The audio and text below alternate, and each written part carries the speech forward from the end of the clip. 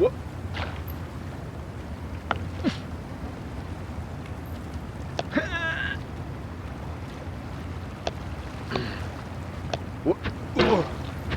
There's no feeling more intense than starting over. If you deleted your homework the day before it was due, as I have, or if you left your wallet at home and you have to go back after spending an hour in the commute.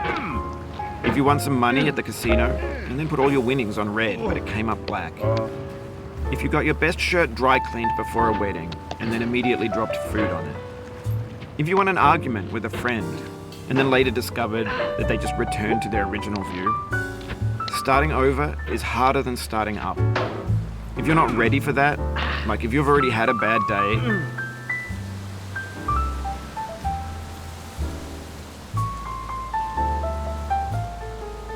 then what you're about to go through might be too much. Feel free to go away and come back. I'll be here.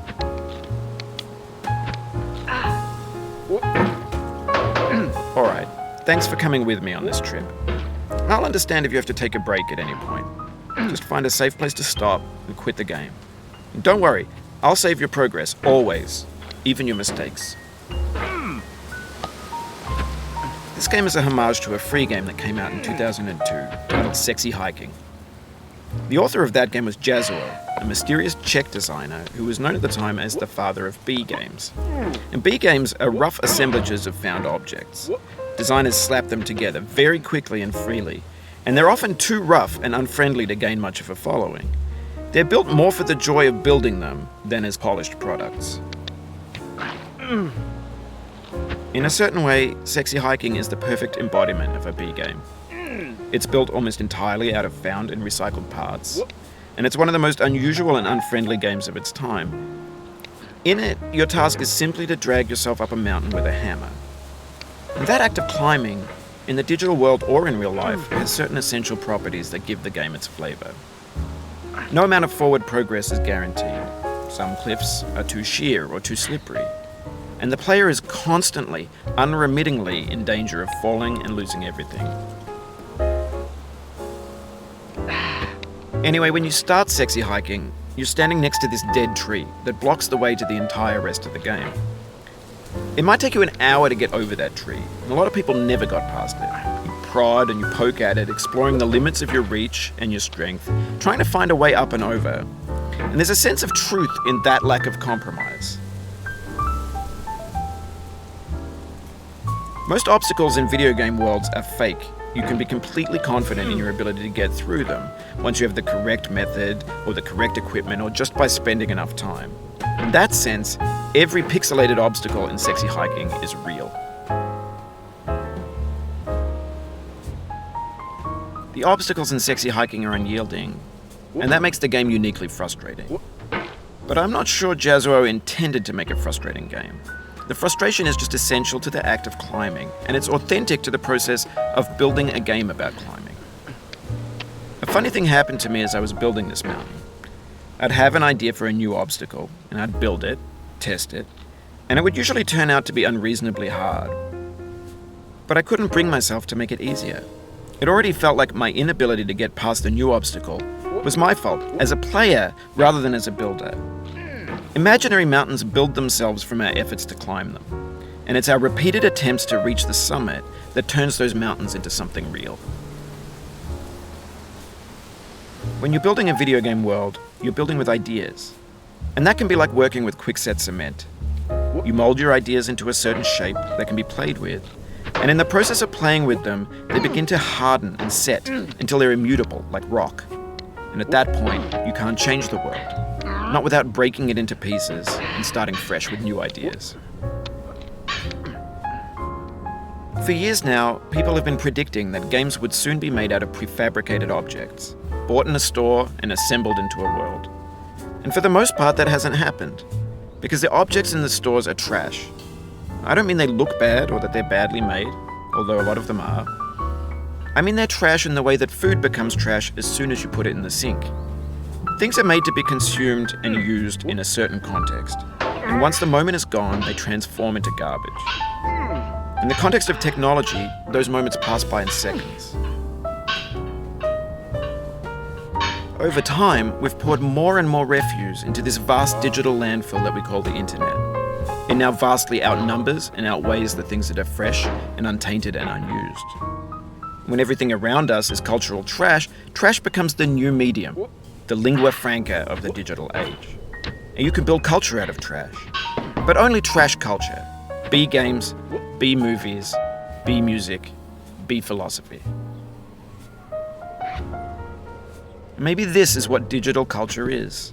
A monstrous mountain of trash, the ash heap of creativity's fountain. A landfill with everything we ever thought of in it. Grand, infinite, and unsorted. There's 3D models of breakfast, Gen X's fanfic novels, Scan magazines, green screen Shia LaBeouf, banned snuff scenes on LiveLeak. Facebook's got lifelike bots with unbranded adverts and candid shots of Kanye and Taylor Swift mashups, car crash epic failed GIFs, Russian dashcam vids, discussions of McRibs, discarded, forgotten, unrecycled, muddled, rotten, untitled. Everything's fresh for about 6 seconds, until some newer thing beckons, and we hit refresh. And there's years of persevering, disappearing into the pile, out of style, out of sight. In this context, it's tempting to make friendly content that's gentle, that lets you churn through it but not earn it. Why make something demanding if it just gets piled up in the landfill, filed in with the bland things?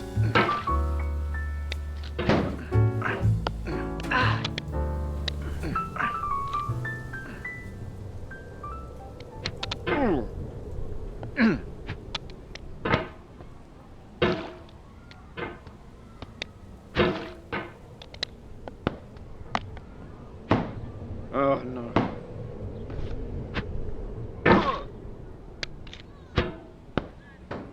What?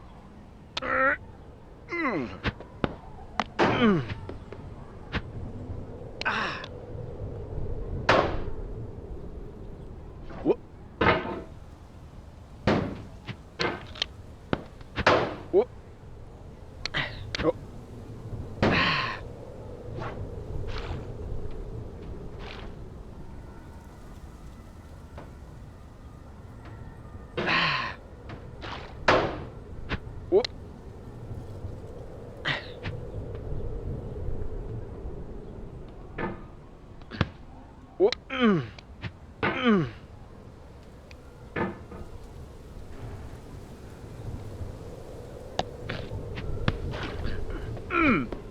What?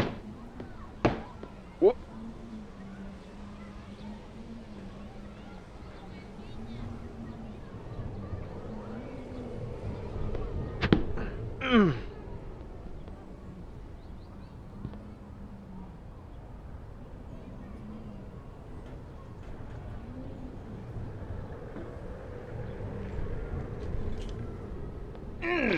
No. Ah.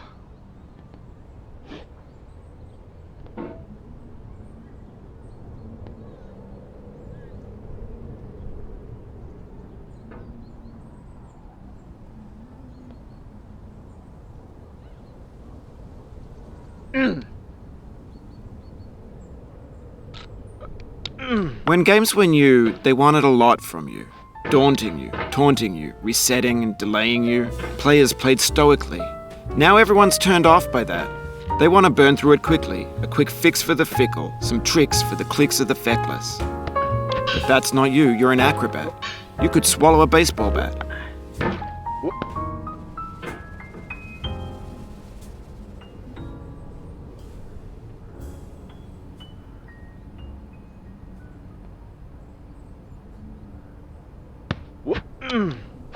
Oh, you just lost a lot of progress.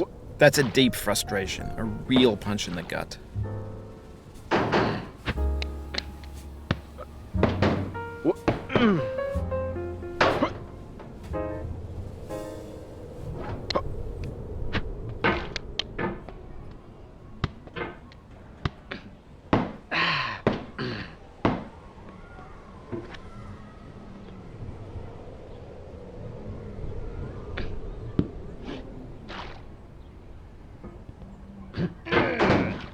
Oof, sorry about that.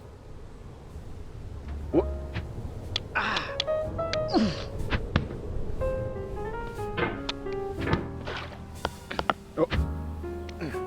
Whoop.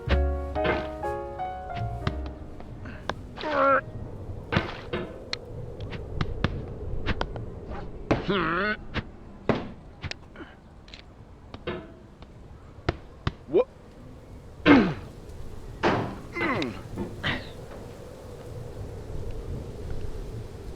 Whoop. Whoop.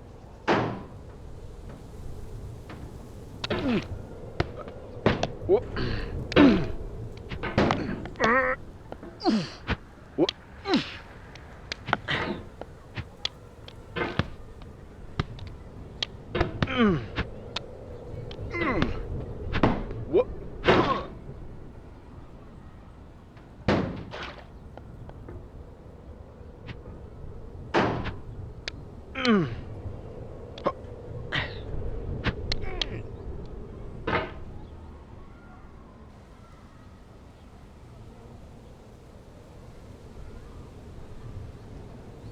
Whoop. Whoop.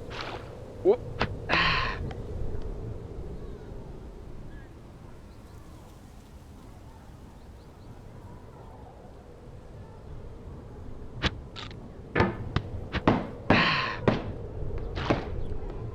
Oh.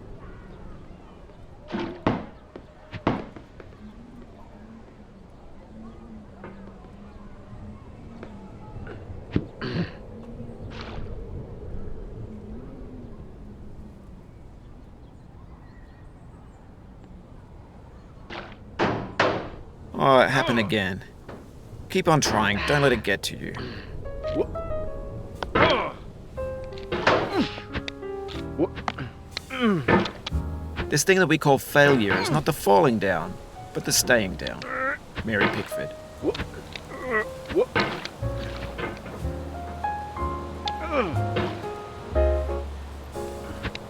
Oh. Whoop.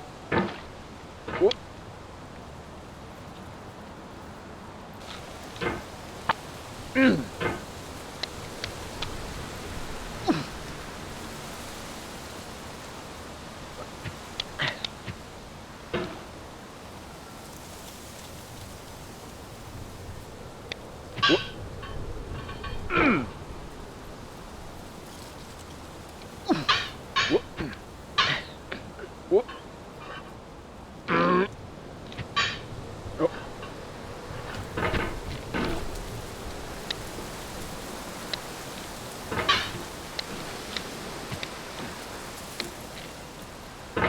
Oh.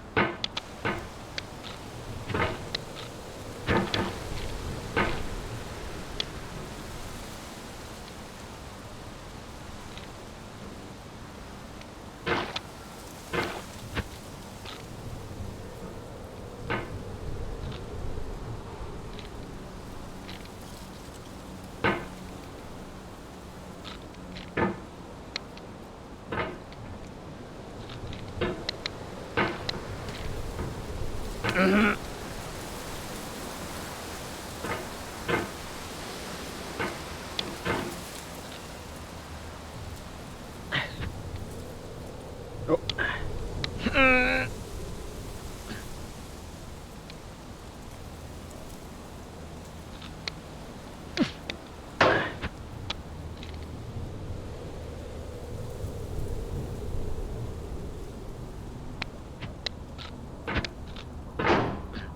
Whoop. Oh.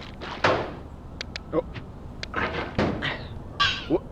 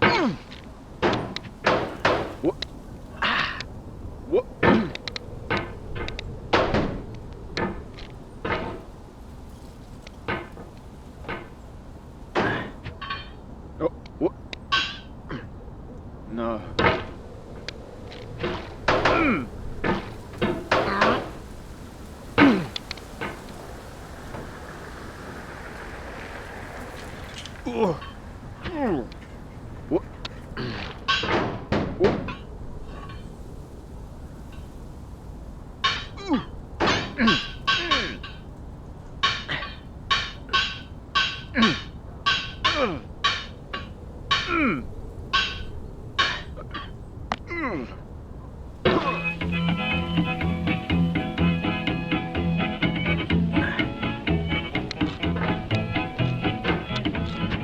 nasty over there, boy.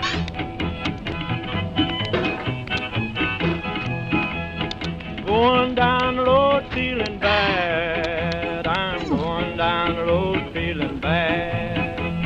Going down the road feeling bad, and I ain't going to be treated this way.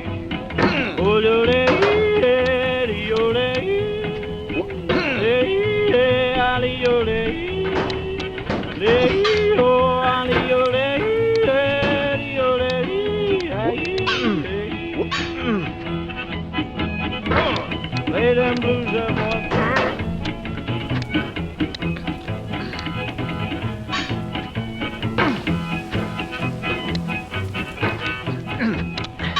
Down in the jail on my knees. I'm down in jail on my knees. Down in jail on my knees, and I'm going to be treated this way. They feed me on cornbread and cheese. They feed me on cornbread and cheese. They feed me on cornbread and cheese, and I ain't going to be treated this way.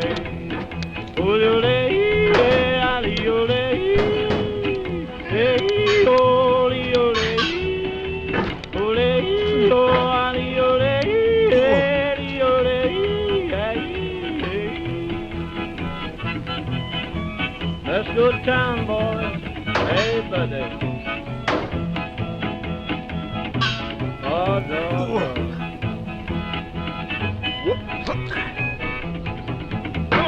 $10 shoe fits my feet. A $10 shoe fits my feet. $10 shoe fits my feet, and I ain't going to be treated this way. Going where the weather suits my clothes. I'm going where the weather suits my clothes. I'm going where the weather suits my clothes, and I ain't going to be treated this way. Ole, ole, ole.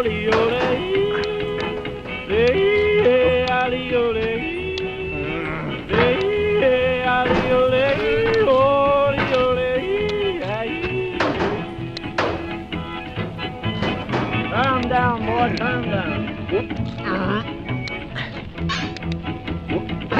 Hey, hey, hey.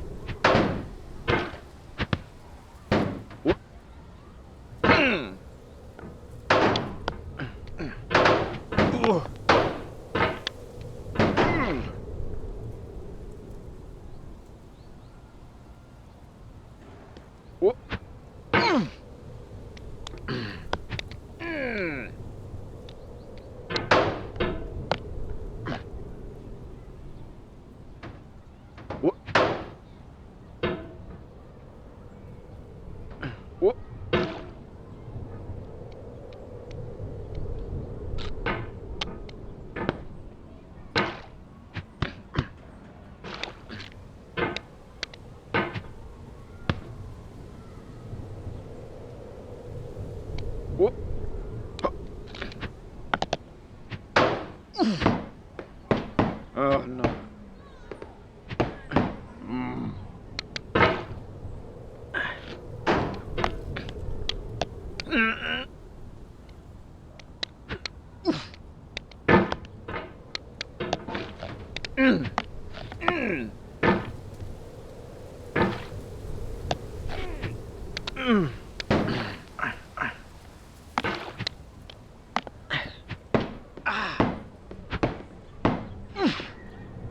The soul would have no rainbow had the eyes no tears.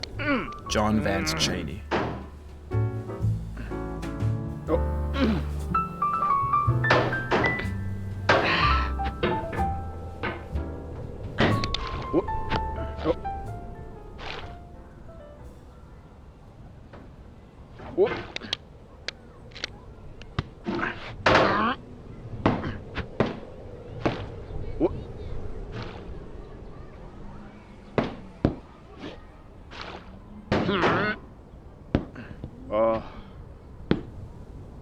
The pain I feel now is the happiness I had before.